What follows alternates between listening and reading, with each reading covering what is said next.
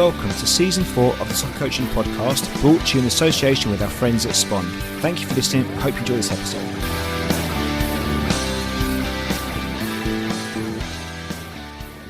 Oliver, welcome to the Soccer Coaching Podcast. How are you? I'm great, thanks. Thanks for having me. I'm looking forward to it. I'm looking forward to it too. We were talking briefly before we hit the record button. A lot of the podcasts that we do and the guests we have on, they kind of cover a similar theme. It's very much around kind of foundation and youth development phase, kind of coaching and that arena. And I know we're going to get in some of that stuff during our conversation, but we're certainly looking at a different thing here with you. So I'm quite excited about discussing something a bit more off piece than our normal conversations. So you're out in Canada. So first and foremost, where are you in Canada? Where are you based? I'm based in Toronto. I'm at CPL head office, which is downtown Toronto. But I'm actually right now sat in Pittsburgh in the US, which is where my wife's parents live. So we're just visiting for a little bit. So. Oh, I see. Oh, fair enough. But obviously your accent suggests otherwise. So even though there's a little bit of a twang there, you're a Sheffield lad, aren't you originally? Is that right? Yeah, I was actually born a little further south in Birmingham when my dad was playing for Aston Villa. Moved to Sheffield a couple of years later, and I've until I kind of left for North America, I've been in Sheffield all my life. Yeah. Okay, fantastic. Well, I'm sure that comes more in the conversations we speak a bit more moving forward. Well, look, thanks for your time. I know, again, like I said to all the guests, but I know how busy you definitely are, and you've got so much going on. You do so many varied things in your current role that, you know, trying to get half an hour or so of your time is a real privilege for us. So thank you for that. Oliver, there will be people out listening that probably don't know maybe what it is you do or enough about you. So do you mind just giving a bit of background to kind of who you are and what you've done previously and what your current role is, if that's okay? Sure. So I'll start from, I guess, how I got out here in the first place, which will probably be an interesting story in itself. So I'm a very common story, really. A failed academy footballer back in England. I was good, not great. Never, ever was going to make it as a footballer. You know, looking back on it now, knowing what I know, I was never going to make it. But at the time, everyone thinks they are. Went to university in Leeds as an 18-year-old. No idea what I wanted to do with my life, really. Avid football manager player, like most people. Met someone at university who had just come home from playing on a scholarship in America. At the time, I'd not heard of that concept or how it all worked. And fast forward 2 years, we've become very good friends. And he kind of talked me into doing this thing and kind of chasing the American dream a little bit. So I got myself a scholarship playing soccer out in the States to do a master's degree. And I did that for 2 years and loved it, loved life in America. Met my wife there. You know, at the time she was my girlfriend. We came back to England for a year and I worked for Sheffield Wednesday as an intern, an analyst intern. And then after a year or so, we decided that life was going to be in North America for us. So we came back out, applied for a bunch of jobs, having just done an internship at a professional club in England. And I was lucky to get one at one of the biggest, most successful colleges in the US. So I essentially joined the University of Virginia, built a performance analysis department / culture there from scratch. We were very fortunate that during my time, I won the national championship with them. And I got offered a job to go and join the Houston Dynamo in Major League Soccer. So I packed up and moved to Houston for a few years. And after a few years at Houston, the CPL came calling and kind of approached me and asked if I'd like to join the project here. So that's what I've been doing for the last 3 or so years. So it's been a bit of a whirlwind. You know, I swapped the rain and the wind of Sheffield for the snow of Erie, Pennsylvania. You know, in the winter you get 6 feet snow banks and crazy weather.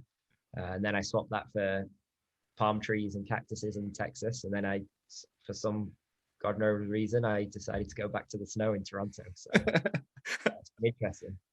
Yeah, the cold weather's in your genes. You're a Birmingham boy and a Sheffield lad. You see, you can't get away from the cold too much, surely. I get the itch to just punish myself sometimes. Yeah.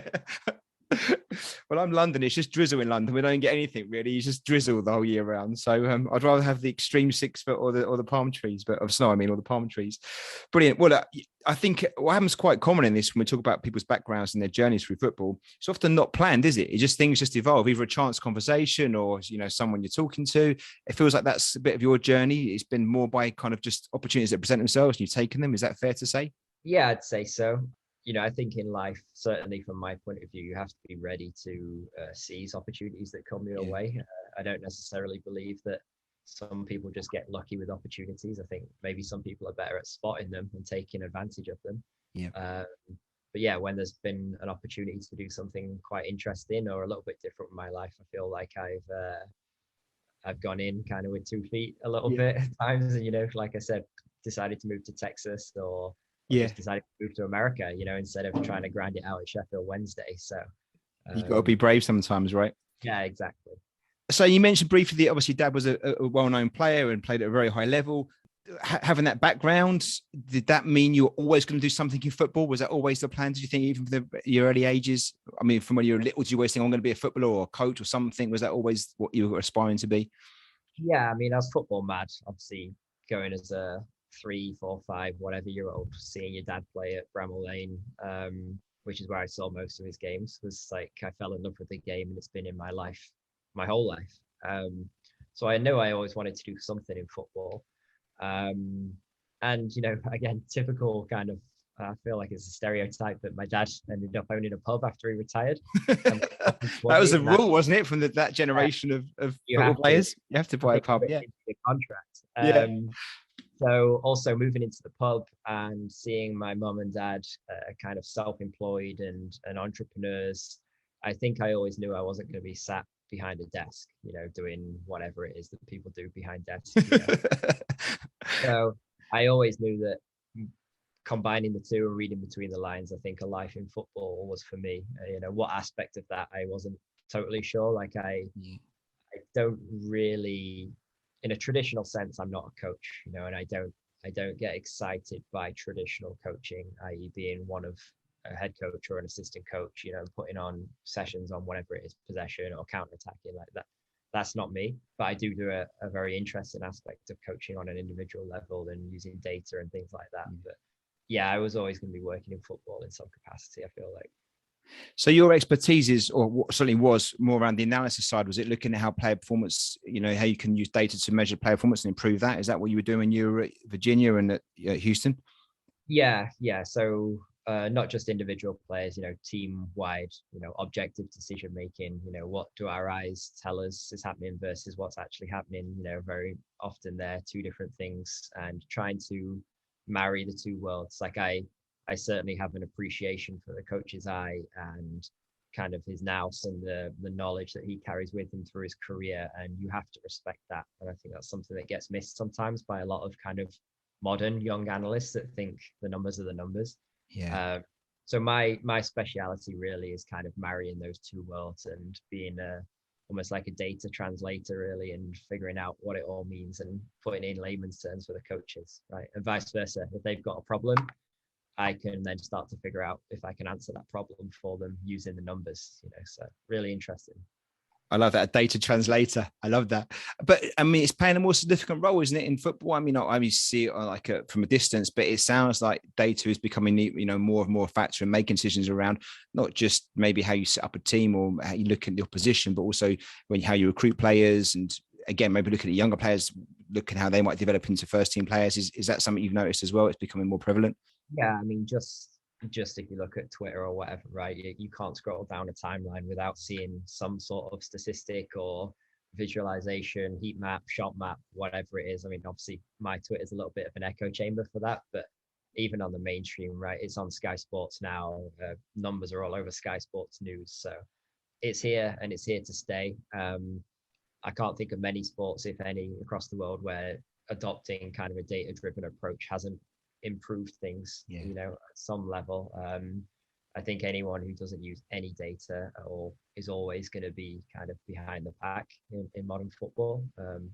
There's obviously different levels to which you can buy into it and use it, but to not use any, I think in modern day, with how good the data is and what we've learned over the last 10 or 15 years, you have to survive. Has it worked at a pace you'd expect out of it? I mean, from an outside point of view, it almost looks like we're a bit slower at picking up in soccer and football. It kind of felt like we could have done this a bit earlier, maybe. Or do you think actually that's not what the technology has only allowed it to happen more recently, therefore we're embracing it? Well, I mean, it's like I'm saying 10, 15, 20 years, but it feels like it's still a relatively new thing to the world of football. Yeah, so I think it was definitely a slow builder compared to, Moneyball's the famous one in baseball, right? Yeah. Billy Bean Yeah. starts adopting it in the Oakland A's, and then within 3 years, everyone's doing it, right? In football, it took much longer to catch on. You had Sam Allardyce, one of the very early kind of adopters of it at Bolton, and massively overachieving. And then that was kind of the norm for him, and he was kind of somewhat isolated for a number of years. And there was some incredible work being done by people like Prozone in the early days and companies like that. And all of a sudden, maybe 5, 6, 7 years ago, there was a little bit of an explosion, a bit of a spark, and your Brentfords of the world popped up, and Liverpool started adopting it more, and things like that. And now I think it's kind of gaining a huge amount of momentum. But it's also a difficult one because I mentioned baseball before. It's a very kind of set and structured sport, and this is kind of something very common in our world is how much impact can the data have. It certainly has less instant impact than in baseball. It takes a lot longer. It took us a lot longer to learn some really important things about football. And to this day, it's a fluid sport. There's 22 guys, there's all different angles, and the data is very complex even when you're tracking, and there's thousands of data points every second of where everyone's stood on the field. Like, it takes an awful long time to figure out what that all means, right? So understandably, it's taken a bit longer to be adopted. And it's a fascinating topic, and probably one we could do separately, completely, if we wanted to. But for this episode, we really want to talk about your events you're involved in now, what you've been involved. I think maybe for 3 years or so. Is that how long you've been with the CPL? Yeah, just over 3 years now. Yeah. So really, if you don't mind, obviously the Canadian Premier League, I'm going to be honest, I think for us, probably over in England, for most people, it probably isn't something they're too aware of. I mean, I knew it was there a little bit, but I didn't know how many teams you had and stuff like that, or how long it's been going for, what the plans are. If you don't mind, if you can share a little bit more about maybe the background to the CPL, its current situation, maybe what it's looking to achieve moving forward, and then maybe what you do in relation to supporting that process. Yeah, so I'll start with the background because it's probably the cleanest way to go. Canada was named in a book called Soccernomics as the most underperforming international nation in the world in terms of results on the field versus GDP and population and facilities and all the rest of it. When you look at all the ingredients that make up the cake that is international football, Canada had a lot there, and they weren't doing much with it, essentially. So everybody recognized the need for a professional league to call our own. You obviously had the 3 MLS clubs servicing a population of 30-something million people in Canada, which just wasn't enough. And when you look around the world about, in nations that don't have a professional league to call their own, it's very difficult to find one anywhere close to Canada in terms of asking the question, why on earth do these guys not have a professional league? So for a number of reasons, there was a huge need for a professional league in Canada. So people got together, and with the World Cup coming in 2026 and things like that, the stars kind of aligned, and it was just time, So that's how the league was born. And then I was hired, the league kicked off in April 2019. I was hired I started talking to them in the summer of 2018, but I was officially hired in October. And my job was to essentially help build the player pool and improve teams on the field. So obviously I'm heavily tied into the analysis side of things, player recruitment, all things like that. I'm kind of the guy in the league office. Now we have a department, of course, but I'm the guy tasked in the league office with overseeing all of that. So we provide in-house analytics and analysis to our teams. So we do our position reporting when we play on the continent or against MLS clubs in the Canadian Championship, which is basically the FA Cup. But in-house, we help them with their data, we help them with their analysis, we help them set benchmarking and things to understand their performances more deeply. So anything really that's tied into improving the level of play on the pitch kind of falls under my remit of the league. So essentially, when you look at modern football and think of the challenge of launching a league in modern day, no league has ever been launched in the last 25 years since MLS, really. Yes. So you've got, just take recruitment as an example.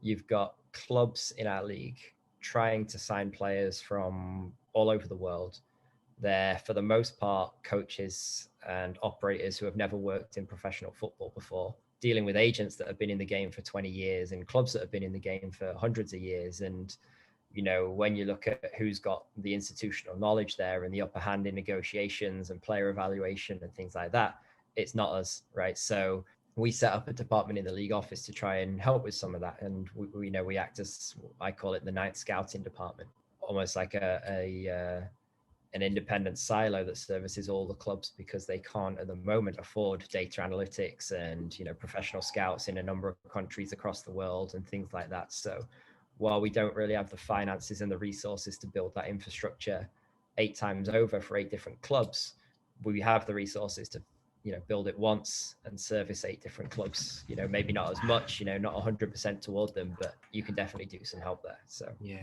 that's the concept, kind of a group approach to improving the league versus 8 individuals working individually. obviously they're competing teams as well, aren't they? So how does it work in practice? I mean, because I get it, because it must make total sense to have, you know, a central support there when you're starting off from scratch. But is it a case of now where even though the 8 teams are going to be competing with one another, there's still kind of some collective collaboration in a sense of, look, we need to recognize we need to grow first to a certain level before we can compete on the maybe the bigger scale, and they just accept the fact that they're going to be sharing this resource? Because obviously if you look at more advanced leagues, if you look at MLS and certainly the Premier League, I don't suppose there's much collaboration around things like recruitment and stuff that goes on between the clubs, and it's a unique approach. Yeah, certainly not. Certainly not in recruitment. I think that's pretty unique. You know, and one thing we have to make sure is that we stay neutral and we stay agnostic, right? So anything we find or any player we find or anything we do is shared at the same time with all 8 clubs. But that being said, there is precedent that league offices try and improve all their clubs collectively. So like the Premier League, for example, they have high level sports science departments and things like that, which service all of the clubs and do research projects and share their findings with all 20 clubs. So the league as a whole gets stronger, you know. So for example, Southampton did a lot of work with like biobanding. I'm sure you know of James Spond, all that. Right? He was hired by the Premier League off of Southampton, I believe, all the other way around. But either way, the Premier League hired him to improve all of their clubs 20 times over instead of just the once. So it's a similar sort of concept here, whereas like we have the resources to do this sort of stuff and share it collectively. So as we're a brand new league looking to improve our stature in the game, yes, 8 people or 8 clubs are competing against each other, but they're all pulling in the same direction also, which is trying to be better than every other league in this region.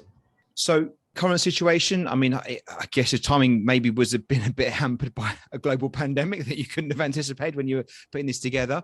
Not to dwell on that too much, but I guess that's had its implications on how things have gone. But what is the current situation then? 2 seasons into this now? Are we 3 seasons into this? 3 seasons in. One of them was like an 8-game tournament, you know, which would barely be the size of a World Cup. So take that one with a pinch of salt. But yeah, 3 seasons in. 2 of which have been massively hampered by COVID, which is, you know, if you're kind of, if you could, with a bit of hindsight, if you could say you're going to launch a league right now and you've got this huge global pandemic that's going to crush the world transfer market and the fan experience and stuff, you know, it would have been very difficult to justify doing it back in 2019. But I think we've done an incredible job of not just surviving it, but also just kind of pushing on and actually improving the league in the midst of it all. I think an incredible feat from everybody involved, the clubs and the league office. But if you look at our body of work, certainly in 2019, I think from a football aspect, the league over-delivered on people's expectations, right? We one of our teams beat the Vancouver Whitecaps in what was, you know, the Canadian Championship over 2 legs, and it was their genuine first team. And you're talking about a team with a salary roll of like $12-13 million a year versus a team with a salary roll of $900,000 a year. You know, it truly was like a David versus Goliath type experience. And then this year, the same again. Unfortunately for them, it was Vancouver, but they got beat again by one of our teams. So incredible kind of sign of punching above our weight a little bit on the pitch. You know, we have a team called Forge who have done incredibly well on the continent, and again, massively punched above their weight and everyone's expectations. So I think the football side of the league is over delivering or has over delivered. Certainly from people on the outside. On the inside, we were quietly confident the league was going to be better than people thought it was going to be. And then a huge part of all this, which I'm sure we'll get into, is, you know, player transfers and player movement and improving things for Canadian players elsewhere. And, you know, after the first year, we sold 5 players out of the league, which I don't think anybody expected. So we did have a chart on the wall in the office of like CPL firsts, which is first time we're going to beat an MLS club, like first time we're going to win an international game, first time we sell a player, like all this stuff. And we kind of had a roadmap to 2026, and we were wondering when we were going to achieve all of this stuff. And in our first year in 2019, we ticked almost every single box. It was pretty incredible. And I said we were quietly confident. We were, but we weren't that confident. Like, yeah. Oh, that's excellent. So great history. Current situation looks promising. What's the aspirations then? I mean, is it to create, I mean, I'm not saying the Premier League is the best league out there by any stretch, but is it to create a professional league with other tiers, with relegation, promotion and that kind of thing? And if so, how closely do you look at what the MLS done? Bear in mind, it's obviously a neighbouring league and it's relatively new in comparison to other leagues. Is that something you're mirroring and comparing against?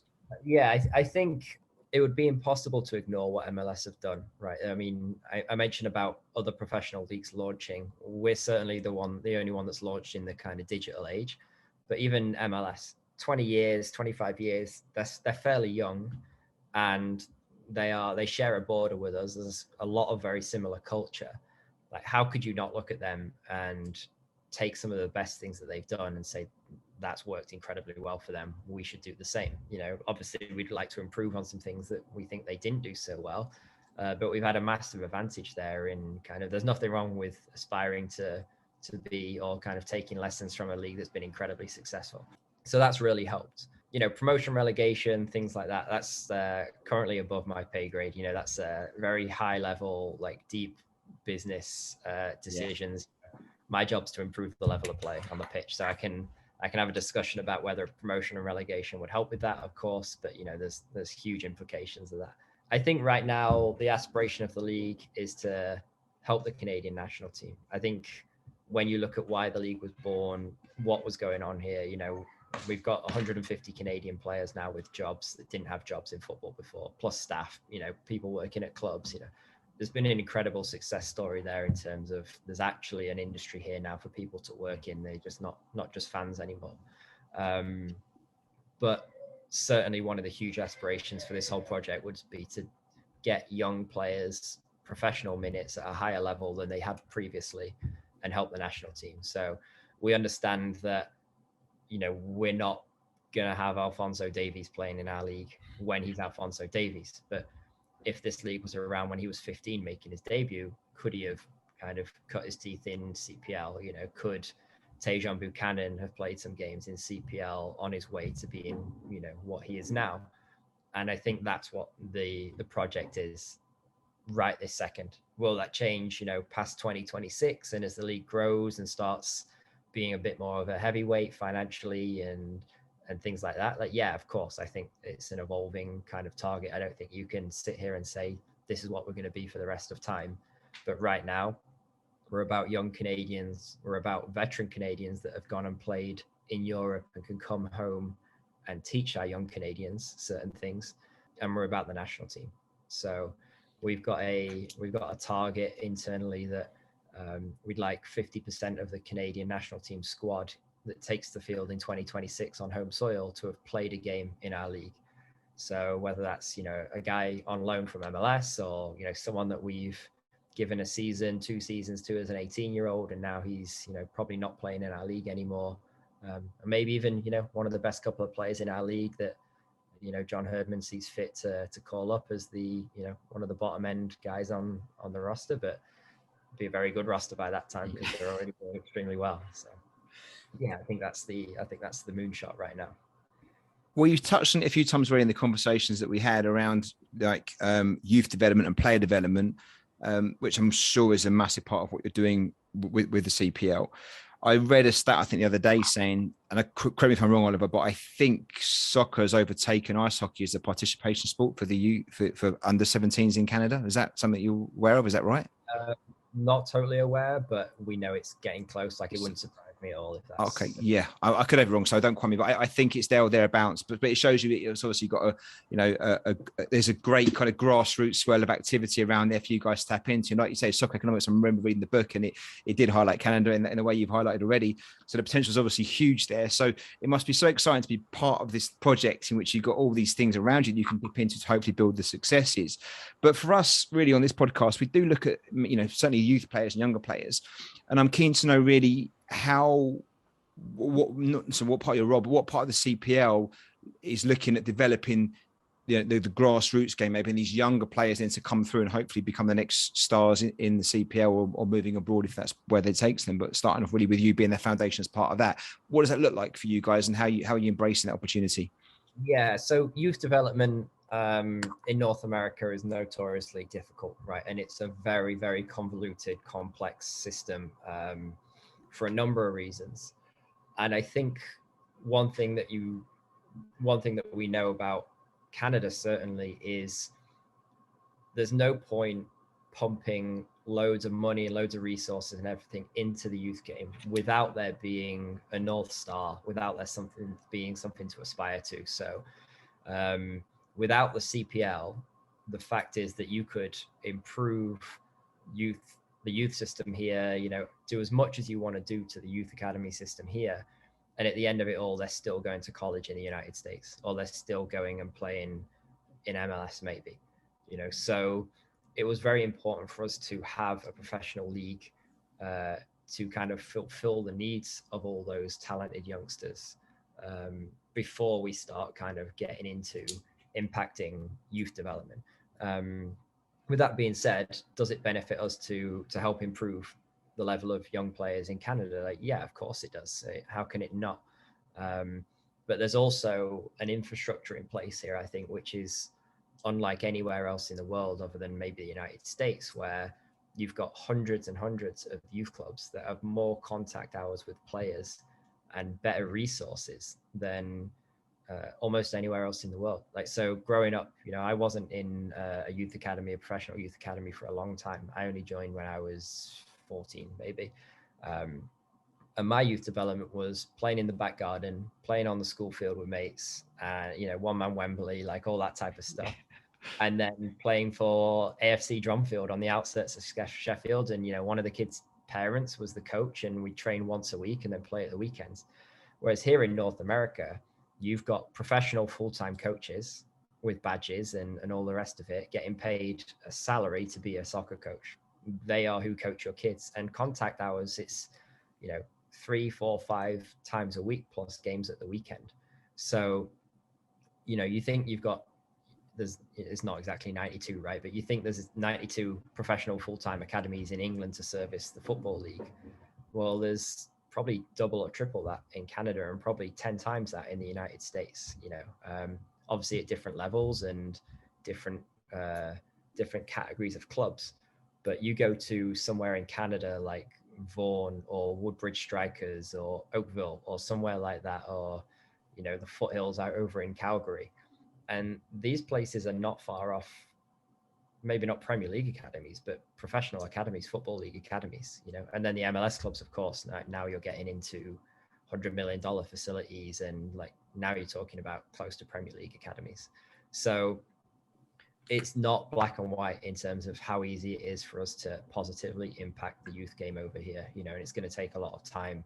And that's not because we don't want to, and it's not because we can't, it's because it's already pretty incredible, and you don't really want to go blowing up something that's working really well.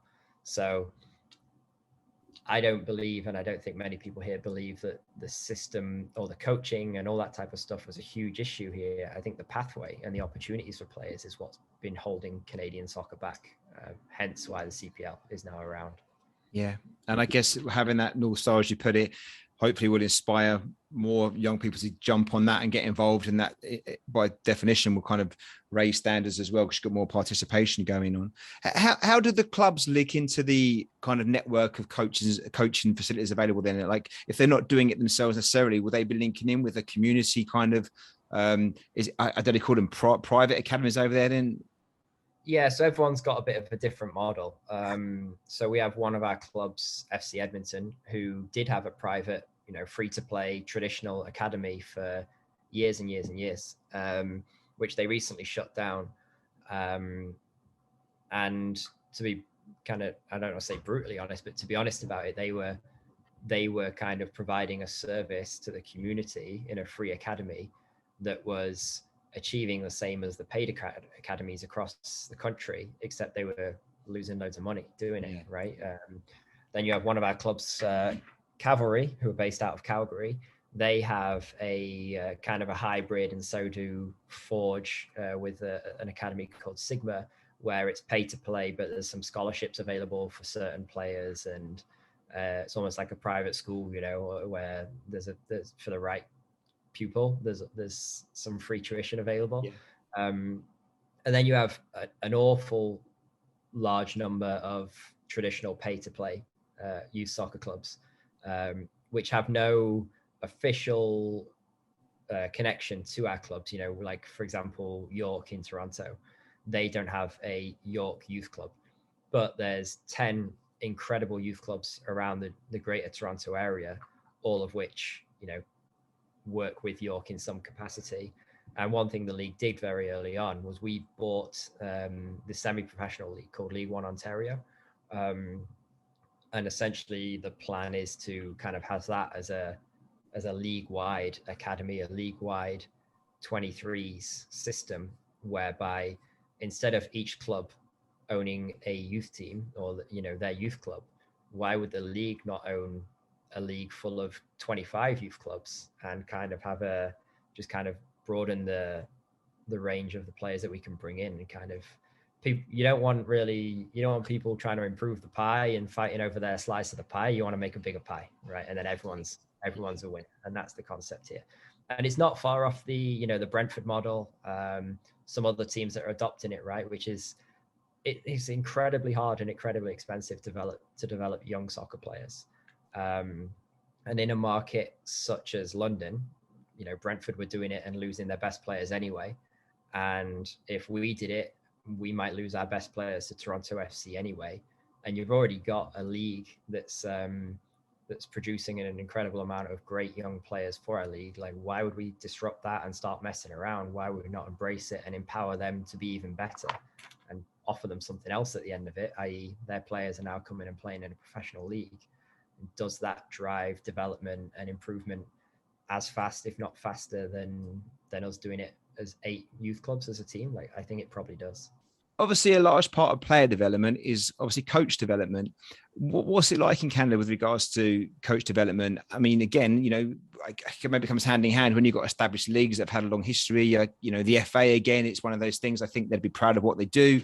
I know they get some criticism sometimes about certain things, but that's the nature of everything, I guess. But it's well established at least, and they've got things in place. Is that something, again, that's kind of in a good position in Canada, or is it something you need to work towards getting that a bit more strengthened? Well, I can't speak for Canada Soccer, of course. Again, licensing, coaching badges, things like that are delivered mostly through Canada Soccer. One thing specifically I think I would like to improve is the kind of the periphery qualifications you can get. So forget, your traditional A, B, and C license, or, UEFA B, forget that pathway. What about the sports science pathway, the scouting pathway, the analysis pathway, goalkeeping, specialist courses, things like that? I think there's a real opportunity at the moment to kind of bolster that area. And I think Canada Soccer they just don't have the capacity to provide that at the moment in the kind of the size and the quantity that they probably would like to. So that's one area which I've got a very keen interest in, and starting to look at, how do we improve this?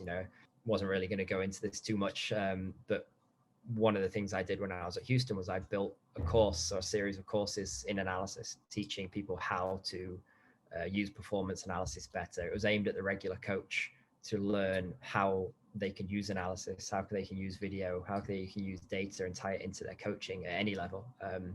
So seeing kind of the gap there, and I do see an opportunity there to kind of bolster that area over here for sure. Yeah, and it makes sense leaning on your past experience and what you've seen work historically, which makes sense to bring into this, right? And that's, I guess, the best bit of doing this. You can put the things you've seen from work in different areas and put it into one pot and hopefully have the best of everything, right? Yeah, I'm pretty lucky that I've experienced professional football on three different countries, two continents, you know, different players, different climates. Like, you know, you go from a very Spanish oriented league in MLS, and especially down in Houston, to a huge French influence over here in Canada, you know, with Quebec and French Canada. So it's really interesting. I feel like I'm 34 and I've been in professional football since I was 22. So I've been in it a while now. But I feel like at 34 years of age, I've seen an awful lot compared to most 34-year-olds, which is obviously very humbling. Yeah. Well, my question was going to be next around about the style of football. So there is influence, obviously, with the French influence, like you said, and obviously MLS being close to you guys. Do you find, or do the teams play their own brand of football? Are they different, the 8 teams you got in the CPL? Are they like unique in how they play, or is there like is there a, I guess, a Canadian kind of DNA in the Canadian Premier League that's already kind of finding itself? Yeah, there's a little bit of both. So certainly it's a bit more physical and a little bit more robust and hardworking than, you know, La Liga would be. You know, it looks a bit like a Premier League team versus a, you know, a La Liga team or whatever, a Bundesliga team versus them, where players maybe don't embellish as much, you know, and it's a lot of more stuff gets let go by the referees. So there is a more physical aspect to the game over here. But within that, the teams do have their own style of play. You know, we've got a couple of teams that are pretty hardworking, organized, bit direct. You know, and we have the team that's actually just won it this year, Pacific FC. They play a lot more kind of like short, sharp, attacking, possession-based football. You have a couple of teams that sit deep and counter-attack. So we only have 8 teams, but we've got 3 or 4 different styles. You know, a couple of clubs share. So kind of good football as well. You know, that all games don't look the same. Yeah. And the surface you guys play on, I mean, I obviously in Canada, you're getting mixed weather over there. So your grass, is it Astro or 4G? What kind of, or was it a mixture of both? There's a couple teams with grass pitches and the rest have, you know, 4G, AstroTurf, if you want to call it, which again impacts how you play. So yeah, exactly. Even within MLS, Dave Tenney, who has publicly, you know, said they use data to tie into some of their training methods and stuff, because teams that play turf have more duels in their games, about 15% more duels than 2 teams playing on grass, you know. So Seattle, who play every other game on their home pitch, which is turf, have to be a bit more robust and a bit more prepared for a physical game. So if you extrapolate that into Canada, where we have 2 grass pitches and 6 turf pitches, I think, in our league, you're naturally going to have more tackles, more, you know, more collisions, more balls in the air a bit more often. So it impacts the style of play a little bit. Of course. Yeah. And Oliver, so the CPL, you're obviously building a brand, you're building, you know, a whole league from scratch, really. How would it differ? Will it have a unique selling points that you wouldn't see in other leagues across the globe? Is it, have you got a vision of something that may be a little bit different, or are we just kind of trying to take the best of everything else and put it into one place, which would also be fantastic? Will we see something different in the CPL, do you think? I think we've already seen glimpses of it. So we do something in the league office. Like I said, we have a football department that's heavily tied into data and things like that. We publicly release tons of data on all our games, like freely available, downloadable from the CPL website, with the hope of fans, analysts, you know, whoever it happens to be, saying, I want to start working in football and data and things like that. Here's a huge resource on a league that you can start making dashboards and doing research projects on, and, you know, highlighting the best players in the league, or, you know, why certain strikers aren't scoring, or whatever it is.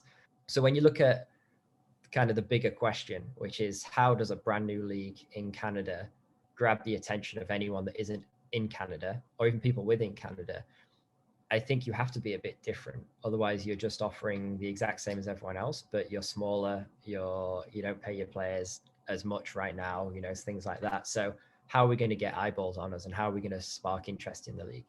You have to be different. You know, we've toyed with the idea of some interesting scheduling stuff, or the ways things are done a little bit. You know, it didn't come to fruition, but we were thinking about, you know, what if for the playoffs, instead of 1 plays 4 and 2 plays 3, what if the number 1 seed gets to pick who they want to play, and then they can pick whether or not they play the first leg home or away, you know, and create a bit of media around it, right? And just little things like that go against the norm, but might kind of just perk some interest with other people elsewhere. We joked around about leading into this final, why don't we take the penalties before extra time, so who wins if it goes to penalties, and then extra time looks a whole lot different, right? They're ideas that at first glimpse the purists would hate, and I understand it, and I totally get it. But there's also reality that you're the Canadian Premier League. How are you going to get someone to watch one of our games instead of Man United against Chelsea this weekend, or Barcelona against Porto in the Champions League? You have to do something. You can't just be there. You have to do more than just be there. So I love it, and it's entertainment, right? Really extreme examples, right? Like, we're never going to throw two balls on the pitch or do stupid stuff like that. They're very extreme examples, but you have to do something a bit different in modern day. Otherwise, you're just the same as everyone else, and we know that doesn't work. It's so what having tradition, and you're right. And the purists will have their own views on things, but actually, just because things are set in stone for a long time doesn't make them right. And whether we like it or not, football is entertainment, isn't it? It's supposed to be, and you want to get the crowds in. So when you can find things that make it engaging, some people might have to adjust to that, but actually, I think that sounds brilliant. I love the ideas you suggested. I always thought, rather than penalties, they should just take players off every 2 or 3 minutes, so you kind of go from 11 to 9 to 7, because eventually someone's going to get a goal on a big 11-a-side pitch. That's definitely a pretty common one as well. Yeah, but I'd love to see it. You kind of think, I think it'd be quite exciting. And there's a few leagues where you can't get draws, isn't there? So there's never a draw in game. So there's always a result at the end of it. Again, I think we'd struggle over here in England with that, because it'd be a bit long in the tooth, some of these things. But I'd certainly watch a league that had something, a bit of a twist in its tail. So well, hopefully you get some of these things off the ground, and we'll be able to watch some of that as well. Yeah, we'll see. We'll see. Yeah, making no promises before we can do anything that extreme. Yeah. Well, look, you've got a great role. What you're doing, you're doing a fantastic job. I'm sure you've been there for many years. But if we were to fast forward to the day you walk away from the CPL, and what would you want to look back on and say, okay, look what we've managed to achieve. Look at this. What would make you proud? I think the proudest thing, and this is not in terms of the league is in trouble of not surviving, but I think the proudest thing to look back on was to say you built something that improves people's lives, right? I try and be kind of a little bit philosophical and holistic about what football means to everyone in their life, right? And to me, football's been a huge part of my life, and I think football's improved my life. If football wasn't around, I don't think I'd be as happy or whatever. And I think if, when it's my time to leave this league, if I can look back and say, more Canadians, more people have had a better life thanks to it being around, whether that's a player who's experienced being a pro, or a fan who's got a hometown club to call their own, or, a ticket office rep that's made a bonus this year by hitting his numbers, whatever it is. This wasn't here before. There was nothing. The only way you could work in football other than for one of the MLS clubs before was like betting or, whatever. There wasn't a job here for people. There wasn't a team to call their own in their hometown. So to help be part of providing that for the Canadian people and for the football industry in Canada, I think is something pretty special.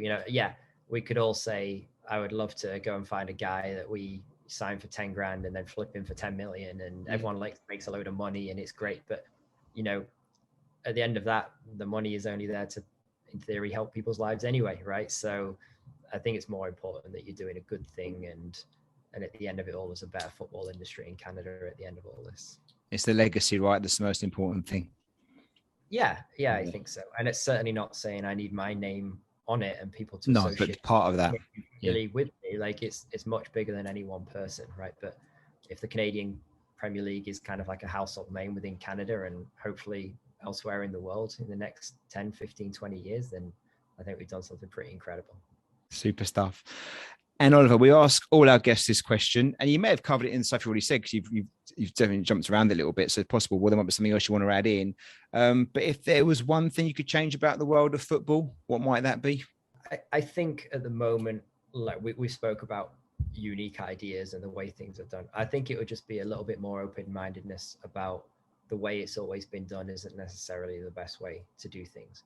And that's certainly not just about league rules or the way the game is played, but the way we coach players, the way we try and connect with them, the way we try and engage, the way fans engage with their clubs. Like, just because it hasn't been done before doesn't mean it's not right or it's wrong.